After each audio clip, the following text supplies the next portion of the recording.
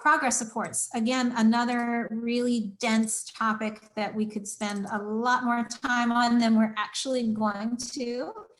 So I've got a summary here about progress reports.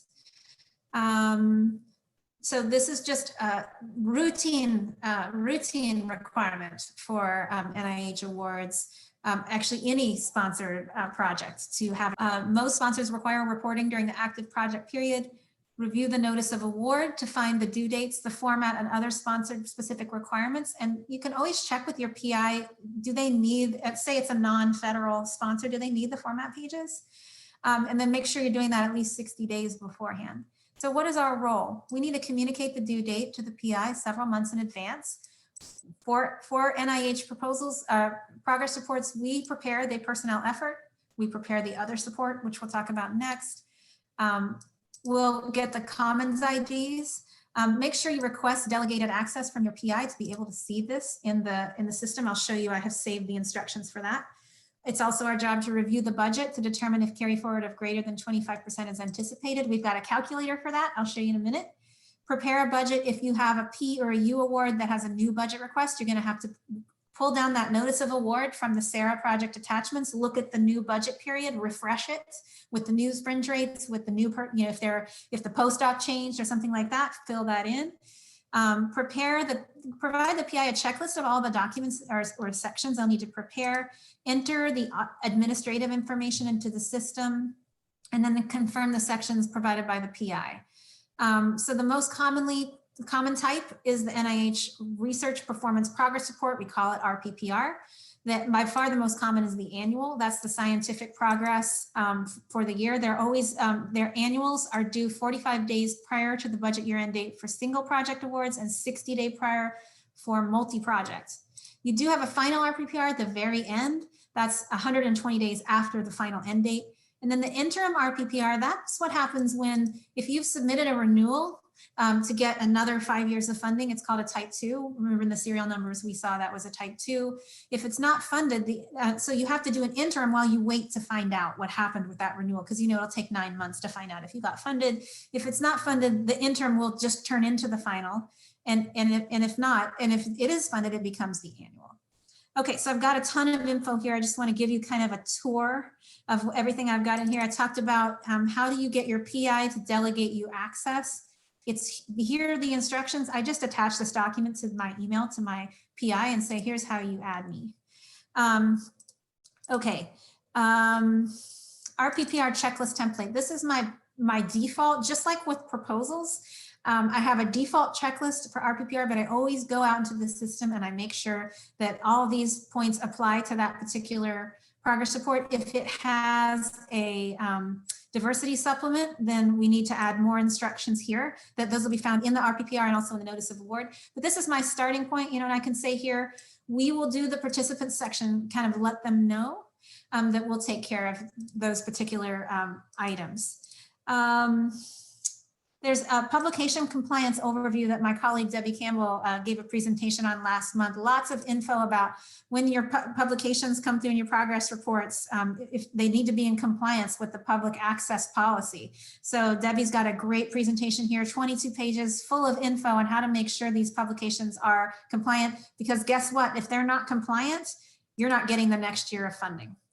So it's that important. Whoops, I didn't mean to open that. Let's see if I can kill that. Sorry. Okay, so progress reports. I've got a sample of a progress report additional materials request. It's called a PRAM, and you're thinking, is this a baby shower? No, this is when NIH asks for extra information. Grants Management Specialist Barbara Gittleman has requested the progress report additional materials be submitted through the NIH ERA Commons system. So they're saying there's been a change in human subjects, give the documentation on the new IRB approval. So when you get this, you have to submit it through your RPM. So you work with your PI to get the info, and then you access it through the status screen. I do want to show you how this looks different. So ERA Commons login. If you don't have a Commons account and you need one, it's your research process manager who gets that for you. So let me see if So you go to the status screen. There's a couple things you can do in the status screen. So status is right here, and my current delegation, I need to pick somebody who's got active awards.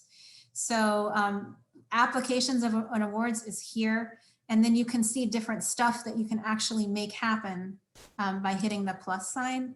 You see how I can do RPPR from here, human subjects. There's a lot of cool stuff I can do from here. But there is also an RPPR tab that's just for progress reports. And this is where you would go to begin work on actually filling in that administrative information like I was talking to you about. So if I go into this one, you click edit.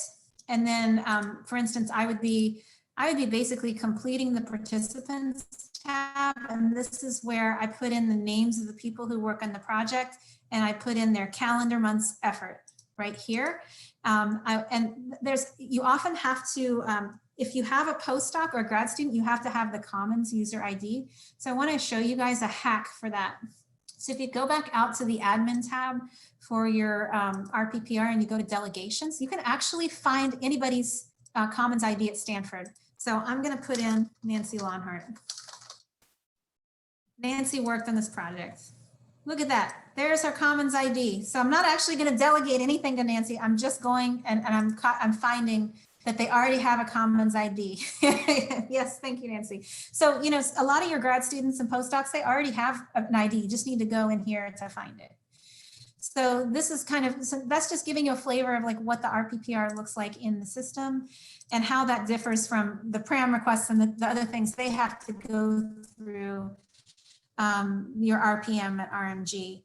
I want to show you the unobligated balance calculation template. This is really useful if you want to have, I save these for mine just so that I have a reference document of at the time of the progress report, this is what the numbers look like, and this is how I arrived at greater or less than 25%. So you put in the current year's notice of award plus any carried forward funds from prior years. So sometimes your grant can get really big, you know, because you have $100,000 left over from last year and you have 350 from this year. So the threshold is calculated. You can see here, like if I wanted to make it, say my award was 300,000. So then the unobligated threshold is 75. And so then I go in, where do I get this number? My monthly financial statement, right? How much available balance, or I can go to the DOM dashboard and find out how much have I got left. Let's say I've got 125. And how many months do I have left? 2 months, right? It's due a month and a half beforehand. So I'm looking at this 2 months out and I'm saying, okay, what's the average burn rate? Because I've been looking to see how much supplies are spending each month. So maybe I'm burning 20,000 a month. So my commitments are 50K and estimated obligated balance justification not required. But what if my available balance left over was 200,000. Now I'm going to require a justification situation. So this is really useful, kind of fun tool, and it tells you where you need to enter data, and don't enter in this calculated section, you'll kill your formula. Okay, so lots of cool stuff there. There's some if your PI has human subjects, there's a whole fancy thing you've got to do where you actually have to go out of ERA Commons over into Assist. No one understands this, but this is what we have to do. And we go in there, we put in the enrollment information, and this totally stumped me when I first encountered it. I filled it out, it validated, it looked clean, it was ready to go. I was like, I am done with this, and I couldn't get it out the door. And the reason is you have to change the status to ready for submission. So you have to click a button and actually click change status, ready for submission, route to SO. SO is signing official, that's your RPM. And so then it goes over to the RPM. And so the RPM first submits this record to NIH, and then the RPPR in ERA Commons. So it's a two-step process. I a lot of times get emails from PIs, what the heck is going on? I attach this document and I say, this is the process flow, and if you need my help, call me. So that is a really useful resource as well. If I have a subsite and I need to collect the all personnel information, because I have to report all people who've put effort on this project, not just the ones here at Stanford, I send them this old school sheet, and it's just, I get their Commons ID, their name, their role, their months. Everything I need is here. So lots of good tools in here for putting together that progress report. All right, that was like really fast progress reports. Last thing, I'm going to talk about other support. We'll do one exercise and I'm going to hand off to Nancy. Other support summarizes the PI's effort and financial support, 5 potential sections active, all instances we use it, Pending support, if you've got a just-in-time request, and NIH wants to know if you have anything else pending that might be similar. Inactive, that's for progress reports only to show what went inactive in the past year. Overlap, all instances they want to know about scientific overlap. We did talk about that in a breakout session. And then foreign and domestic resources are perfect segue. So actually we did a little matrix just to try to make this a little bit easier to kind of get your arms around. When do you need what type of section? So for your progress report, you need active, inactive, overlap, and foreign. Just in time, you need active, pending, overlap, and foreign. In your proposal, say your PI's postdoc is applying for a career award. You have to attach other support. Otherwise, you would not have to. Most of the time, you don't have to. Yes, you have to do active, pending, overlap, and domestic resources. So what do you include in these documents? I've got a summary of other supports here. What you need to have in it, this is all the information that has to go in it. The funding, the serial number, the funding identification number, the last name of the PI, the dates of the entire project period, the effort level of the individual in the current project year, that's expressed in calendar months, the funder name, the direct cost budget for the current year, just the annual direct cost budget, not the whole budget, and then the project title and a brief description of the goals. And what are they looking for there? It's so that they can make sure that there's no overlap. So you can get one of these by going into SARA, but as we always like to say, this is your starting point for other support. It is not your final destination for other support. So if I were to put in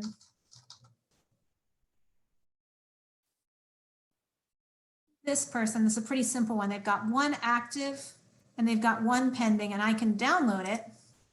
But when I download it, it is not going to look pretty. It's going to come in this funky format with tables. And I just start over with this. I pull it out. I paste special into a new document to get it in Word because I've got to change how it looks, right? It's not something where I can add the major goals and get it in the right NIH format. But this is my starting point. But then what I'm going to do is I'm going to go into the DOM dashboard. I'm going to run labor effort distribution report about this person. I'm going to find out what the actual budget is this year. Has the serial number changed?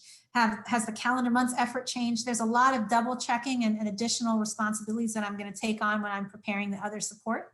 So I have a lot of info about what the goal of each section is here in these reference documents. So if you find yourself preparing other support, come to this folder and get more information about how to do it. Here's a sample of what a completed other support looks like. This is coming from this is NIH's sample of what it looks like. So you can see you've got your active, your pending, your overlap, and here they've clearly described some overlap. If these two particular awards are funded, the budgets will be adjusted in conjunction with the agency staff. It can be that simple, but you just do have to address it.